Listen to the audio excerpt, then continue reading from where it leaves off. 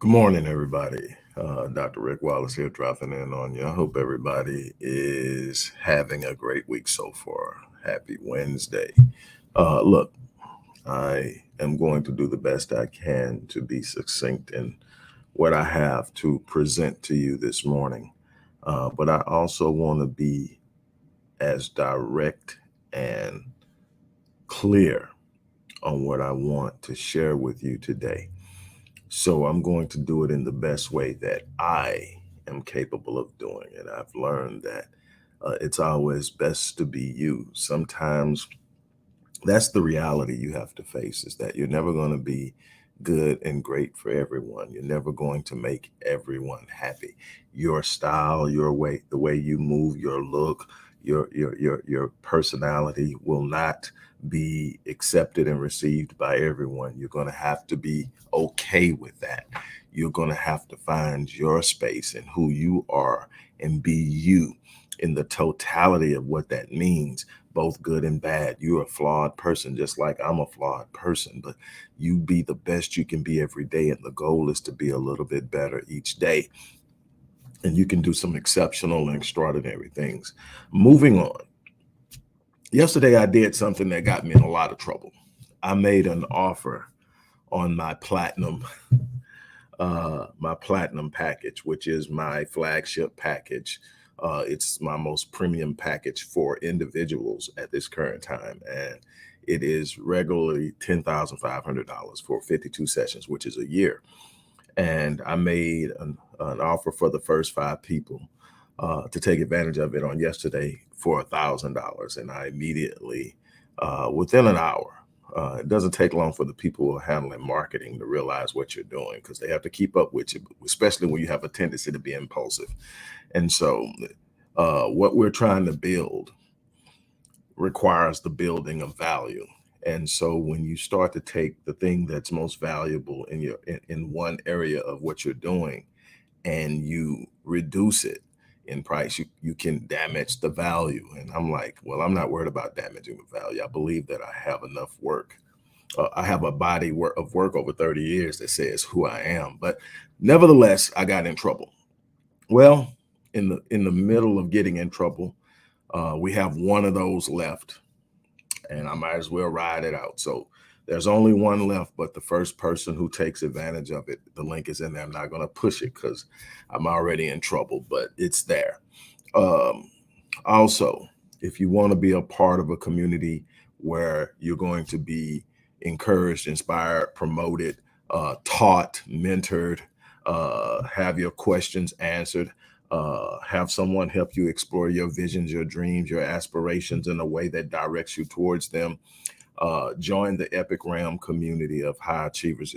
It's a community that I created so that you can come into a place where every person in that place is a potential part of your individual winner circle. You have to create your circle if you want to be a winner. You're going to be the average of the five people you spend the most time around. It's been proven over and over and over again. In order to achieve, you have to be around achievers. In order to excel, you have to be around people who are thriving to excel. It's so hard trying to win in a place where everybody is content. Vernil, it is a very comprehensive course. It's what I don't offer, is easier to say. It all depends on what a person is looking for. Some people come to me because they want to improve their business. Some people come to me because they want to start a business. Some people come to me because they're going through some issues and they want to improve relationships. This is about personal development on every level. We're going to deal with self-image. We're going to deal with finance. We're going to deal with relationships. We're going to deal with that, but we're going to do it in a way that we sit down and come up with an idea of where you want to be. And then we look at where you're at, and then we determine what is it going to take to get there. Because here's the thing, you don't get in life what you want, you get in life who you are. Anything that you want and you don't have is because you have not yet become the person that's capable of having it. All of my life has been a series of me evolving, you know, whether it's Rick Wallace, the author, who has published 24 books. That was a time Rick hadn't published one, but he started out with an article in high school that got published nationally. And then it went on to other articles and all of that. And then it's Rick Wallace, the business person. It started out with Rick cutting grass, and it started with my first business as an adult, which is Stay Fit Fitness and Training, which was over 30 years ago. That business is still intact. It is now Master Fitness 21. You can look it up. And we're 30 years later, and there have been 46 other companies that followed. But it started with one. But it also said, if I want something, then I have to say, okay, what do the people who are doing this look like? What do they have that I don't have? How are they moving that I don't move? How are they thinking? So the first 30 days is about developing new habits. The first 30 days is about examining where we are with our self-image. Our self-image and our self-concept is going to determine our self-esteem and our self-confidence. And so when you have self-confidence, the things you need to do to go out and make things happen, you make them happen. The difference between the people who win and don't is consistent action, how they think, how they move. But at the end of the day, what moves are you making? So it's that. So normally I have a bronze, a silver, a gold, and a platinum. And normally it's either bronze or platinum, because most people who come in at bronze end up the next time around upgrading to a platinum. Because I have clients I've been working with several years, because you never stop growing. And it's a learning process. So even when they've learned what I've taught them, there's so much more I have to give, because I'm constantly learning and constantly evolving, and my clients love it. Matter of fact, the epic realm, a lot of the people that are experts in certain fields that are answering questions in the epic realm are former clients, are current clients. Several are current clients. And so that's what it's about. So the platinum package is one spot left, the platinum package for 1,000, which is normally 10,005. It's in there. I wasn't supposed to do it. I've gotten all kind of trouble with marketing and PR. So it is what it is. So what I want to talk to you about today is this.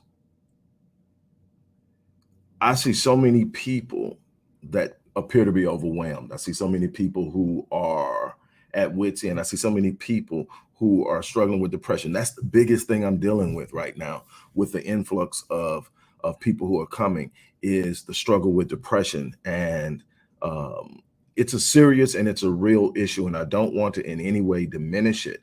But what I want to do is I want to focus on one of the things that contributes to it, just one of the things that contributes to it. And that's how we focus our attention. There's a simple rule that I teach all of my clients, and it's that whatever you focus on, you feel. Because the truth of the matter is,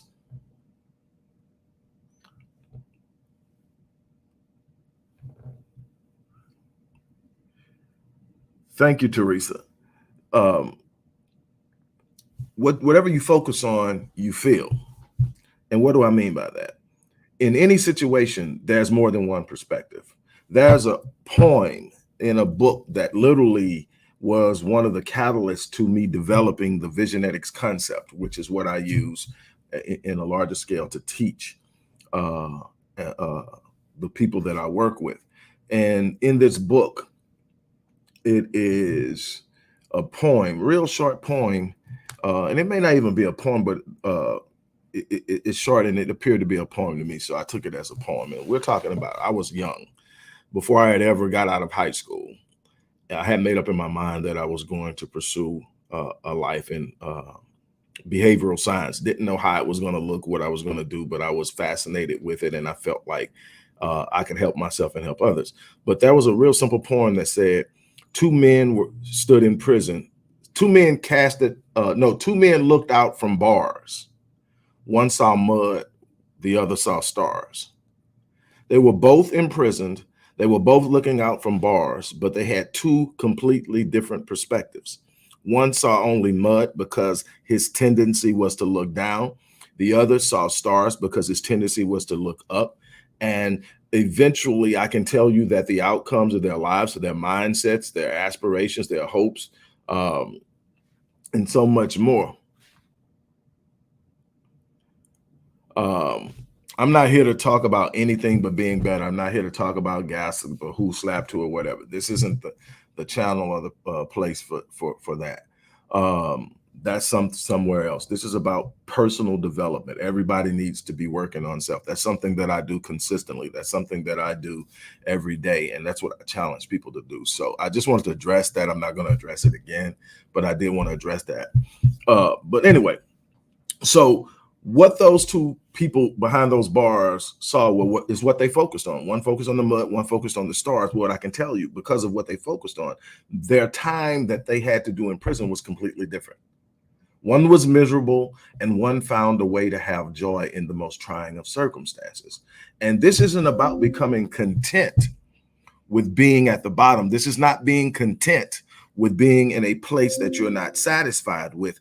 It's about understanding that in order to grow, in order to evolve, in order to come out of things, you have to have a certain mindset. You can't be caught down in an energy level or a vibration level of or a thinking pattern that has you so low that all you experience is anger, all you experience is stress, all you experience is worry, anxiety, pressure, envy, jealousy. All of those are on the hurt scale. When you measure energy coming out of that, all of those things that are on the hurt scale are roughly around 200 hertz or lower, 250 hertz or lower.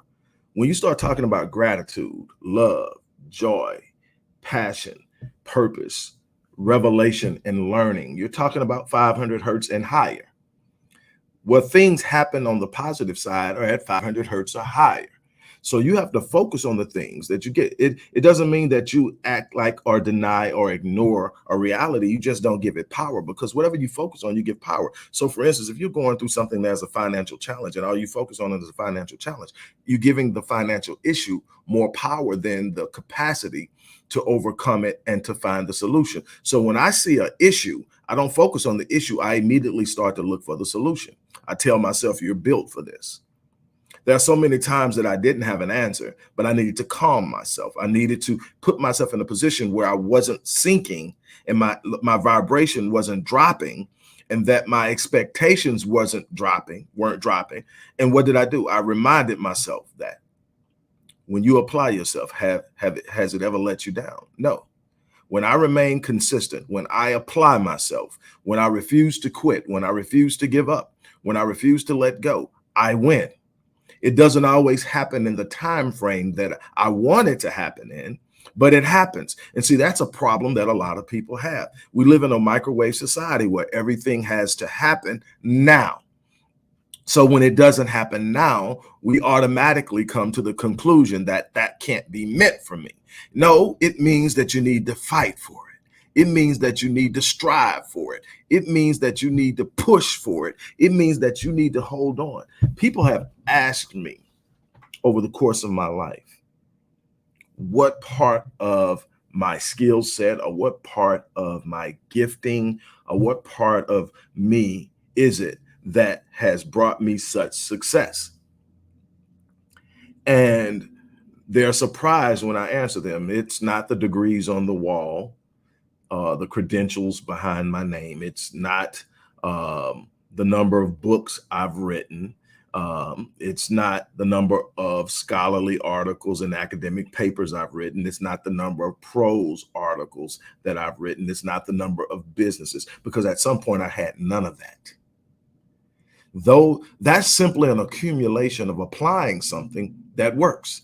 So instead of looking at what's been accomplished, look at how it's been accomplished. So when they ask me, I tell them my one word when it's all said and done is relentless. If I had to define myself, I wouldn't define if I had one word that I could use to define myself, it wouldn't be smart. It wouldn't be intellectually whatever. It wouldn't be fluid or personable or a lot of other things that people may look at me and define me as, a people person or whatever and all that. Those things are great to have. All those things, you want to be as good as you can in so many areas. But at the end of the day, if I had to define myself, my one word would be relentless. I simply refuse to quit.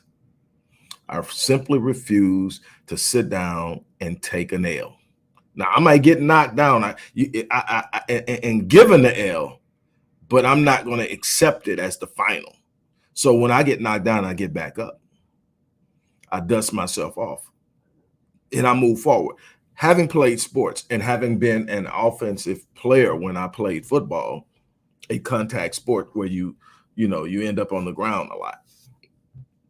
One thing I learned is no matter how good I was, no matter how elusive on the field I was going to be tackled. I was not going to score a touchdown every time I touched the ball. I was going to get knocked down. I was probably going to get knocked down way more than I got to the end zone.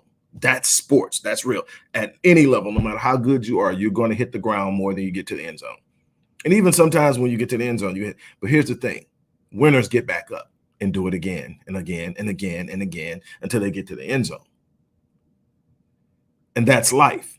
You get knocked down, you get back up, you dust yourself off. And one of the things I was able to teach myself a long time ago was when I couldn't find the answer, when I didn't have a clue of what the next move was, I needed a way to calm myself. So I looked in the mirror and there's an old scripture that I've always held dear, and it's in the book of Lamentation, and it's by the prophet Jeremiah, and he is talking about all the things he's gone through and everything, and the things he had to struggle through and suffer through, a lot of which you can read about in the book of Jeremiah. But in this book of Lamentation, he says, "These things I recall to mind, therefore I have hope."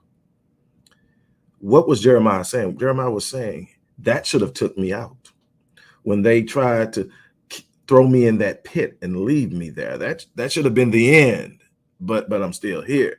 When and I would look at it, I say, well, when my grandparents took me at the age of 9 months old from my single teenage mother, and I was malnutrition and close to dying because I couldn't keep food down. That could have been the end, but I'm still here.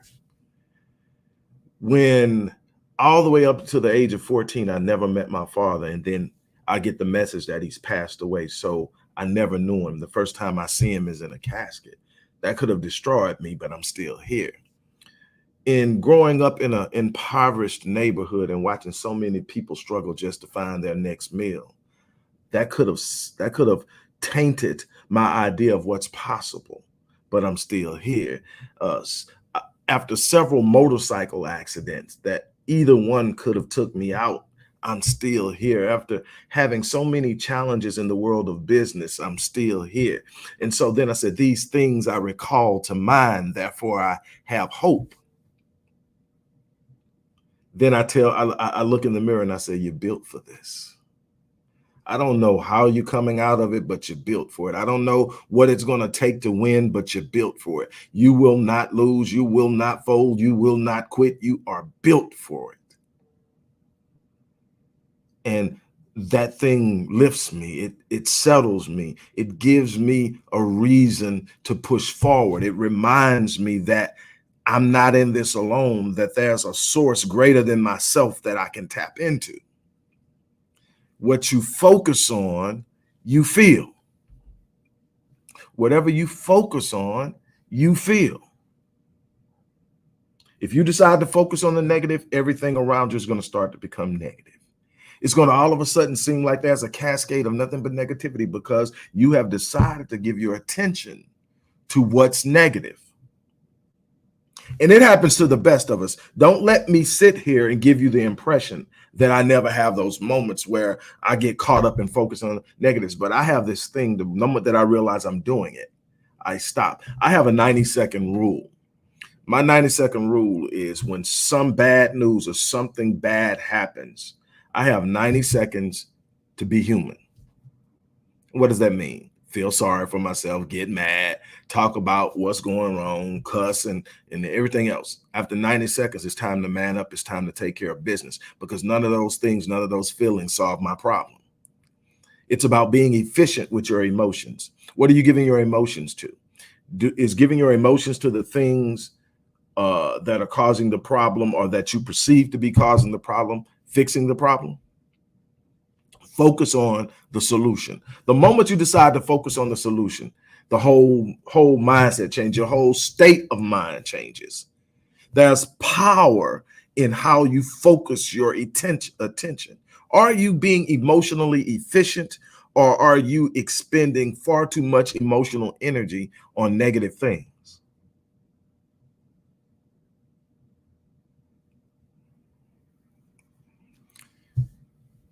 The world, I'm gonna say this and I'll be done. The world and life is just in your subconscious mind. It's just like Google. And whenever I tell people that, they look at me like I'm crazy. I said, no, the world, your mind, your subconscious mind, the world, and life is just like Google. What do you mean? If you go to Google and you type in all the reasons that people fail at business, or all the reasons that could cause my business to fail, or all the reasons why you shouldn't start a business now, and in any of those variations, guess what Google is going to give you? All of the reasons why businesses fail and why you probably shouldn't start one. Guess what Google is not going to give you in that same search, are very, very highly unlikely, are the reasons that you should. Now, there may be a pro and con article in there where it talks about all the reasons why you shouldn't. It says, but still there's this, this, and this. But as the most, Google's going to give you what you asked for because that was your focus. That was your keyword search. Now you go back into the same Google and type in all the reasons why I should start a business right now, despite any economic uncertainty or anything. Guess what Google's going to give you? All the reasons why you should. Google gives you what you ask for. So does your subconscious mind. So does world. So does life. Whatever you're seeking, you find. So if things are happening and it's constantly negative, it's because you're focusing on the negative. You're entering keywords into your subconscious to focus on the negative. You're training your subconscious to look for what's wrong. And if you train your subconscious to look for what's wrong, trust me, you're going to find it. It's always there. There's never this perfect environment where everything is right. It's what you choose to focus on. That's why I say what you focus on is what you feel. So I'm challenging you to focus on what can take you to the next level. Focus on the positive, establish the positive, speak the positive. Your self-talk is literally the software that the human brain, which is the most powerful computer on the earth, is going to run. Your self-talk is what your subconscious is running. You keep saying negative things about yourself and your situations, you keep getting negative results because your brain is running that software. So on that note, look, I'm gonna get ready to get out of here. As I said,